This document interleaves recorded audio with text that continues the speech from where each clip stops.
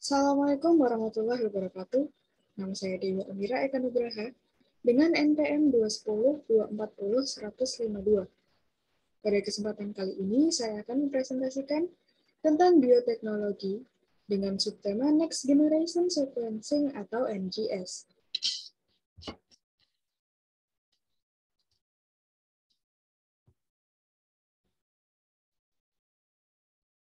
Biotechnology Next Generation Sequencing atau NGS. Next Generation Sequencing atau NGS sebagai salah satu aspek biologi molekuler, teknologi untuk menentukan urutan sequence untuk mempelajari variasi genom terkait dengan penyakit atau fenomena biologis lainnya. Next Generation Sequencing atau NGS mengacu pada teknologi sequencing DNA skala besar yang memungkinkan untuk mengetahui ekson dalam semua gen yang diketahui, atau hanya ekson dari gen yang dipilih. Karakterisasi sumber daya genetika telah banyak dilakukan dengan menggunakan karakter morfologi, tetapi metode ini lambat, menyita waktu, dan memerlukan banyak tenaga. Teknologi sequencing modern menghasilkan peta genom rujukan suatu spesies tanaman yang dapat mempercepat karakterisasi menggunakan teknik ini, yaitu teknik Next Generation Sequencing atau NGS. Dalam mendukung pertanian presisi, Artificial Intelligence (AI) atau kecerdasan buatan dikembangkan untuk membantu petani dengan memberikan bimbingan yang tepat tentang nutrisi pengelolaan air, penanaman optimal, panen tepat waktu, jenis tanaman yang akan ditanam berdasarkan kondisi lingkungan, rotasi tanaman, hama, serta pengendalian dan pola pengelolaan penyakit. Metode NGS atau Next Generation Sequencing ini merupakan metode terbaru yang dapat membantu mengidentifikasi spesies menjadi lebih sederhana. Pengurutan spesies individu dalam pendekatan standar, yaitu menghasilkan perpustakaan DNA barcoding skala besar dan mengidentifikasi spesies yang tidak diketahui. NGS menjadi metode yang baik karena kesederhanaan protokolnya. Pada gambar, terlihat langkah-langkah pengambilan DNA pada suatu individu. Yang pertama berupa pengambilan sampel dari lingkungan. Yang kedua, ekstraksi DNA. Yang ketiga, amplifikasi DNA dengan primer barcode. Lalu, proses yang keempat inilah yang menjadi bahasan kita, yaitu Next Generation Sequencing, yang memiliki keterkaitan dengan teknologi dalam pemuliaan tanaman.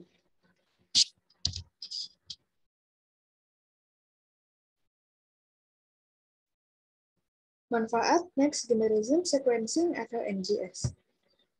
Tersedianya peta genom, acuan memungkinkan peneliti melakukan resekuensi, memahami secara lebih baik susunan genom individu koleksi, informasi tentang genotip individu, dapat membantu mempercepat penemuan berbagai variasi genetik untuk mendukung program pemuliaan tanaman secara terarah, lebih cepat, dan lebih akurat dengan menggunakan metode baru, yaitu pemuliaan tanaman berbasis data genom. Program pemuliaan tanaman ke depan akan lebih fokus pada komposisi genom individu plasma nutfah. Hal ini akan membuka peluang penggunaan kombinasi strategi baru dalam pemetaan genetik dan analisis evolusi untuk penemuan dan pemanfaatan keragaman genetik SDG tanaman secara optimal untuk menunjang program pemuliaan yang berkesinambungan. Perakitan bahan tanaman unggul dengan sistem Next Generation Sequencing ini dapat dilakukan melalui beberapa tahapan. Yang pertama, pengumpulan materi genetik atau plasma nutfah. Sampling ini didapat melalui proses eksplorasi maupun introduksi. Yang kedua, evaluasi materi genetik atau plasma nutfah. Yang ketiga, pemanfaatan materi genetik atau plasma nutfah. Pemanfaat materi genetik ini dapat diterapkan dengan berbagai cara, seperti melalui proses seleksi, hibridasi, mutasi, maupun transfer gen. Kegiatan seleksi terhadap materi genetik yang dimiliki memungkinkan diperolehnya genotip yang berpotensi atau memiliki keunggulan yang dikehendaki sehingga dapat dipilih sebagai varietas atau klon unggul baru, yang biasa kita sebut varietas unggul baru atau VUB. Nah, untuk gambar berikut ini merupakan langkah dalam pemeliharaan tanaman, yaitu perakitan varietas baru. Lalu, letak hubungannya dengan sistem bioteknologi Next Generation Sequencing ini di mana? Bioteknologi Next Generation Sequencing ini terletak pada tabel informasi genetik, yaitu pada data genom. Data genom berhubungan langsung dengan sistem Next Generation Sequencing. Dikatakan demikian karena tujuan akhir dari sistem sequencing ini adalah mengetahui dasar molekuler hubungan data fenotip dan data genotip dalam tanaman sehubungan dengan proses pemulihan tanaman yang akan dilakukan.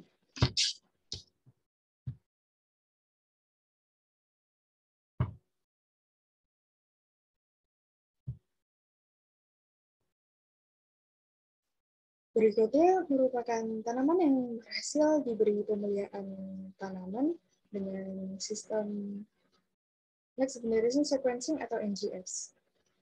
Yang pertama kakao. Kakao yang berhasil ditemukan varietas unggul barunya yaitu kakao BL50. Kelapa, yaitu kelapa dalam lam panah. Yang ketiga kopi, yaitu kopi Robusta Ranau atau disebut Kobura. Lalu jagung hibrida. Untuk penjelasannya akan saya jelaskan berikut ini. Baik, gambar pertama adalah kakao BL50. Karakteristik klon kakao dari BL50 ini yaitu memiliki buah yang besar. Bijinya banyak. Bijinya sedikit, dan produksi tingginya yaitu hingga 3,69 ton per hektar. Kelebihan lainnya yaitu berbuah sepanjang tahun. Klon kakao ini juga pernah mendapatkan penghargaan International Cocoa Award sebagai salah satu dari 50 sampel kokoa terpilih. Klon kakao ini dapat ditemukan di Desa Jorong Baludus, Kecamatan Nagari Sungai Talang, Kabupaten 50 Kota, dan telah dibudidayakan luas di Provinsi Sumatera Barat, antara lain di Kabupaten Pasaman Barat, di Kabupaten Padang, Padang Pariaman, Mentawai, Pasaman, Agam, Pesisir Selatan, dan Kota Payakumbuh. Saat ini juga dikembangkan di wilayah Riau, Jambi, Lampung, Sulawesi Selatan, Jawa Barat, juga Jawa Timur. Bergeser ke kanan yaitu ada kelapa dalam lam panah. Kelapa dalam lam panah ini berasal dari Kabupaten Aceh Besar, Provinsi Aceh, yang merupakan hasil seleksi massal dari populasi kelapa dalam lokal setempat asal kelapa dari Kabupaten Banda Aceh. Daerah pengembangan pada lahan kering dengan curah hujan kurang lebih 1.500 sampai 2.000 mm per tahun.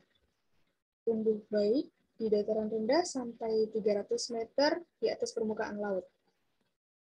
Kelapa dalam lam panah ini memiliki bentuk mahkota daun bulat dan setengah bulat. Kelapa dalam lam panah mulai berbunga pada umur 5 tahun dan bisa dipanen pada umur 6 tahun. Bergeser ke samping kopi yaitu Kobura. Dilansir dari halaman Balitbangtan, keunggulan varietas unggul baru kopi ini antara lain cita rasa yang menggunakan kategori fine robusta atau robusta yang sangat bagus, sangat baik. Kopi baru ini juga mempunyai produktivitas tinggi. Hasilnya berupa 1,54 sampai 1,90 ton per hektar yang menghasilkan biji kering Kobura. Kobura telah lulus divestasi varietas pada tanggal 28 Oktober 2021 dalam kongres yang diadakan di Desa Hira Hotel Bogor. Varietas unggul baru ini juga menjadi potensi asal benih unggul dengan mutu bagus, khususnya untuk mendukung program peremajaan kopi di wilayah Ogan Komering Ulu Selatan. Yang terakhir, mengenai jagung hibrida. Jagung hibrida merupakan keturunan pertama dari persilangan dua tetua yang memiliki karakter atau sifat yang unggul. Sul tahun 1908 merupakan orang pertama kali yang menemukan bahwa maksud saya hasil persilangan sendiri tanaman jagung ini mengakibatkan terjadinya depresi inbreeding dan persilangan dua tertua homozigot menghasilkan F1 yang sangat vigor. Jagung hibrida memiliki tingkat produksi yang tinggi. Untuk tingkat produksinya dapat mencapai 8-12 ton per hektar.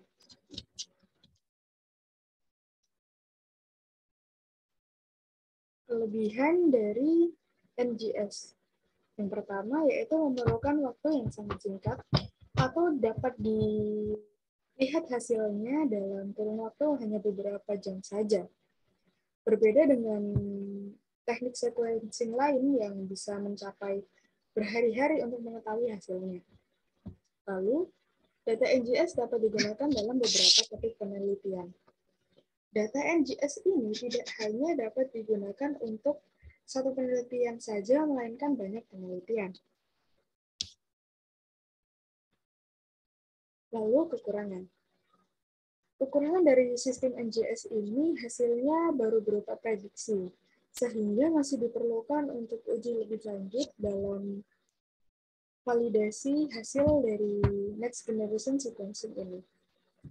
Lalu, yang selanjutnya adalah persebarannya. Untuk persebaran NGS sendiri di Indonesia masih sedikit, sehingga diperlukan tenaga-tenaga ahli yang dapat melakukan next generation sequencing ini.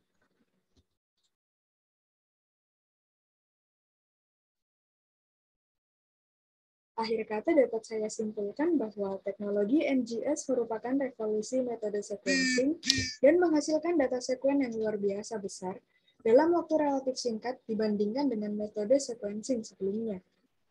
Oleh karena itu diperlukan sumber daya teknologi informasi dan ahli untuk menganalisis data yang dihasilkan, sehingga bermanfaat untuk mendukung program pemulihan tanaman bernilai ekonomi tinggi. Sekian yang dapat saya sampaikan. Kurang lebihnya mohon dimaafkan. Wabillahi taufiq wal hidayah. Wassalamualaikum warahmatullahi wabarakatuh.